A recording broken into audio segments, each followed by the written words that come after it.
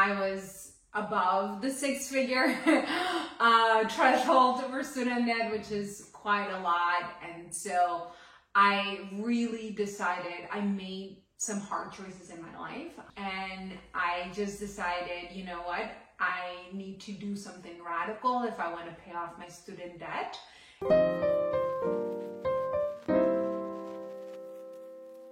Hello everyone, welcome back to Luis Discusses Everything, and today we're going to discuss personal finance. Today I have the absolute pleasure to be joined by Karen Taborda, who is the current Enterprise CSM at AppFollow, current MBA candidate at Boston University, and former president of the Umston Hill Condo Association. Welcome to the channel.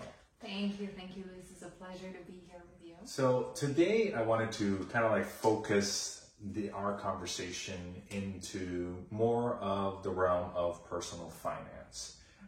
The reason I want to tackle that is because a lot of our day-to-day lives involves finance, because our world is hyper financialized more than any other period in American history.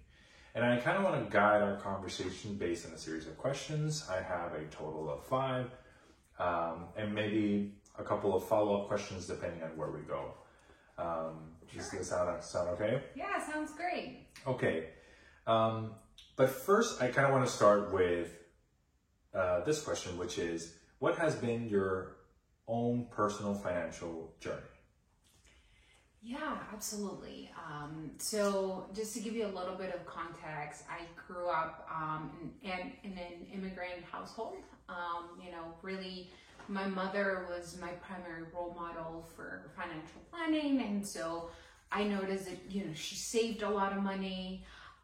So the primary goal, or at least the value proposition that, the value that she instilled in me was to always have a safety net, right? To always save. And I just grew up with that mentality, right? And then I went off to college, and like most students that go on to private universities, I got into some student debt. And then after my first job post-college, I realized just the importance of having again, a safety net and having a nest egg, if you will, right?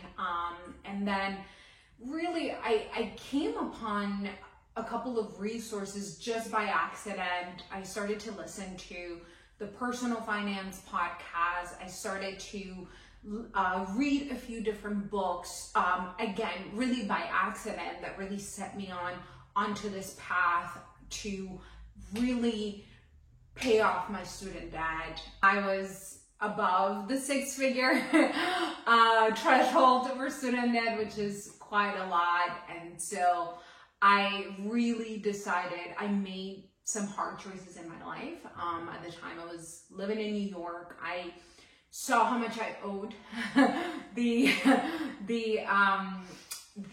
US government, and I just decided, you know what, I need to do something radical if I want to pay off my student debt. And so I moved back home. I left New York. Thankfully, my job at the time really allowed me to work remotely, and so that facilitated my whole process of paying off my student debt. So my focus there was, I need to pay off my student debt. I want to do it in 5 years or less.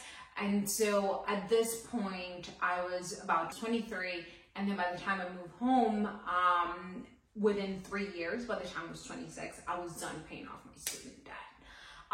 And then after that, I kind of started to think about my next steps. And so that's really when I started to listen to the podcast that I mentioned, and then to really begin my journey. And so what did I do? I actually now had the bandwidth to invest in my 401k, to really begin thinking about a Roth IRA, and what maximizing those would look like, as well as continuing to have like savings accounts and so forth. And so yeah, so that's really a little bit about my journey. It was just to summarize it. Just to summarize it, it was really a little bit of family background. Have had to make some hard choices as they related to my education, and then making the radical choice of paying off my student debt, making some changes in my life, in my lifestyle, and then coming upon these resources and really beginning to implement the advice that I was hearing from these experts. So yeah, and here I am today. And so yeah, that's a little bit about my journey. That's great. That's fantastic. That's very detailed, kind of like summary of your journey. You touch on a couple of things that I think our viewers will have a couple of questions, which is, what is a nest egg? What is a 401k?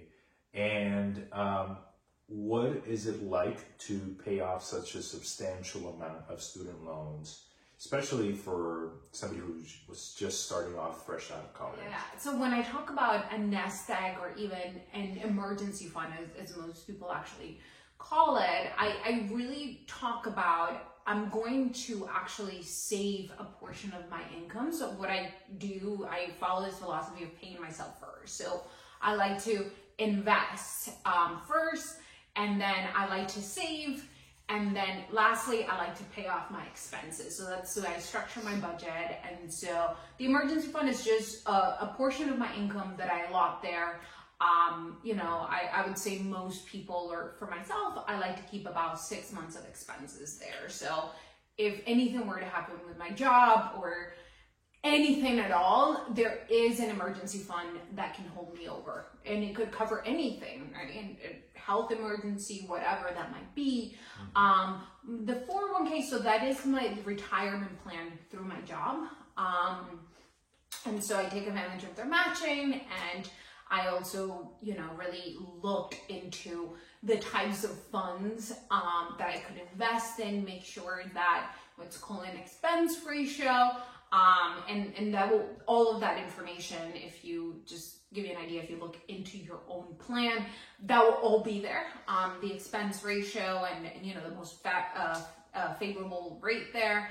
And so that's really what it is. It's just an employee-based retirement plan. Yeah, so the Roth IRA is really your own personal retirement plan. So, you know, if you make under a certain income threshold, you can open your own account. The max rate is $6,000 a year or $500 a month, whichever way you want to break that up. But, you know, you can put up to $6,000 a year. How did you pay off such a substantial amount of debt? Well, I have to say that it was so much pressure. I was living in New York at the time. I was just starting off my career in sales, and so I wasn't making as much money.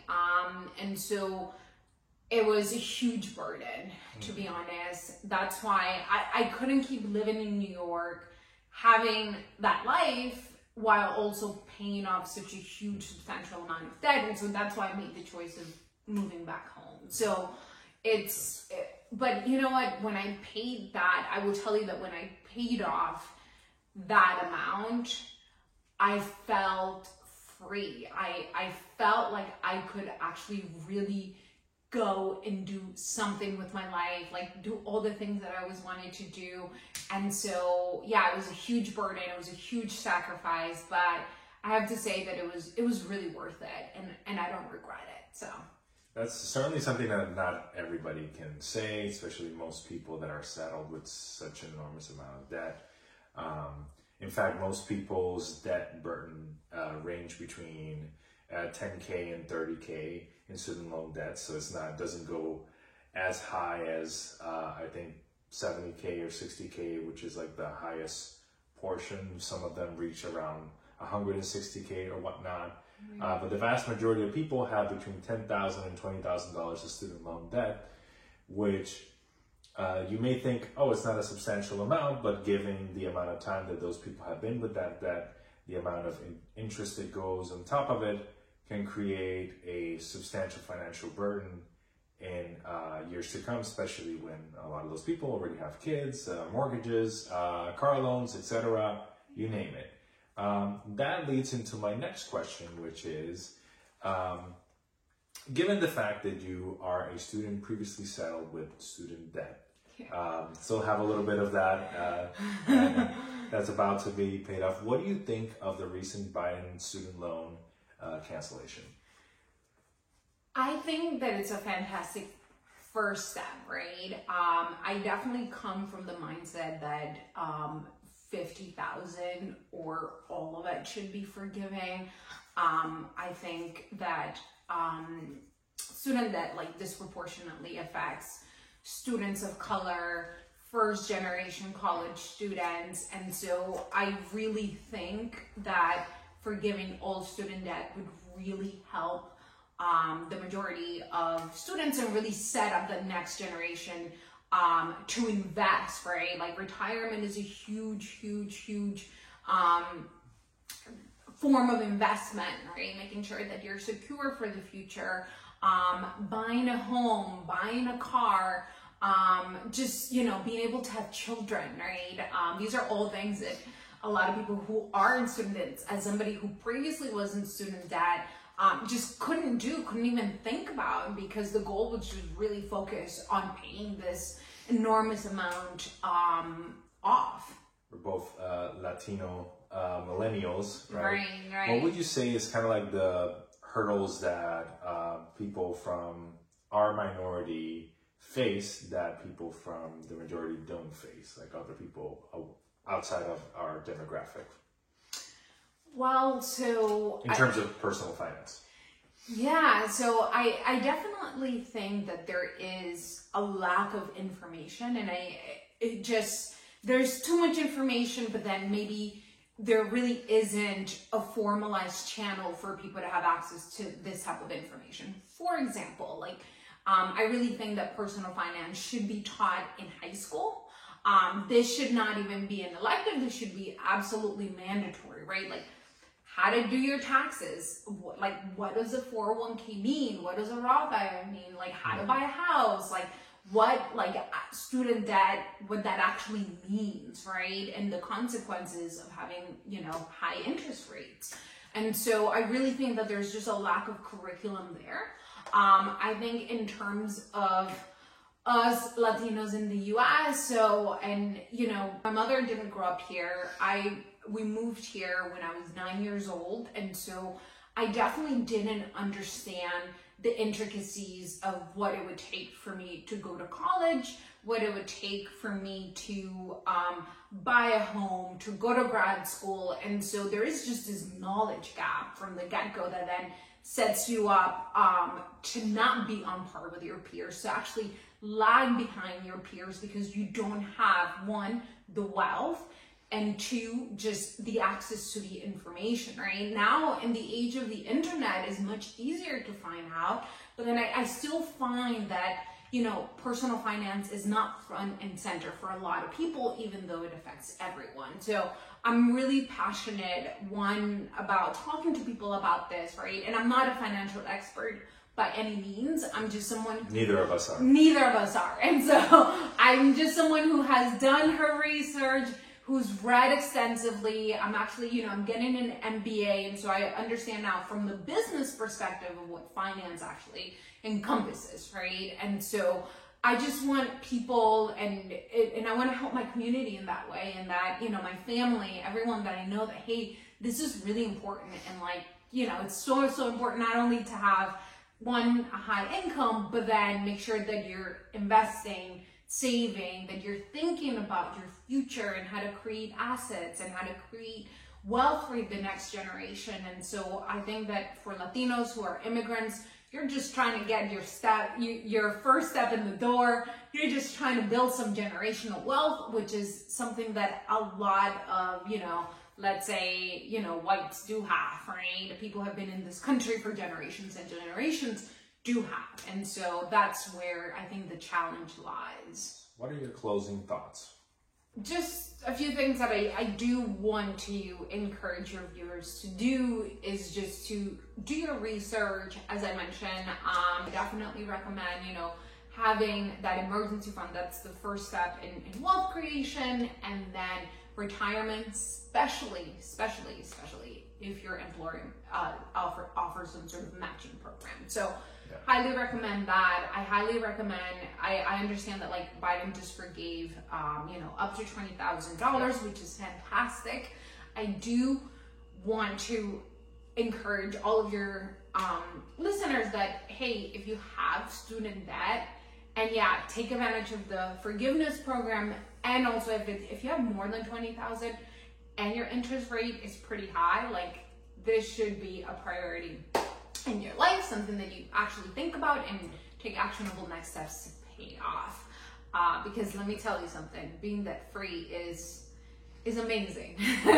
You feel much lighter, I promise you that. When I submitted that last payment, it was incredible. I didn't think that I was gonna get to that point, but I did. Sacrifice, really, and then it was done. So those are kind of my closing thoughts, and I hope that all of your listeners really found this to be helpful. Yes, and I think we're gonna put I'm gonna put a link to a recent video I made explaining how to sign up for student loan cancellation, which is on this channel. So thank you so much for joining. Absolutely. I would say my closing thoughts would be to educate yourself as much as you can if you don't have that exposure to personal finance. And no time is a wrong time to start, right? So thank you again so much for watching, and I'll see you guys on the next one.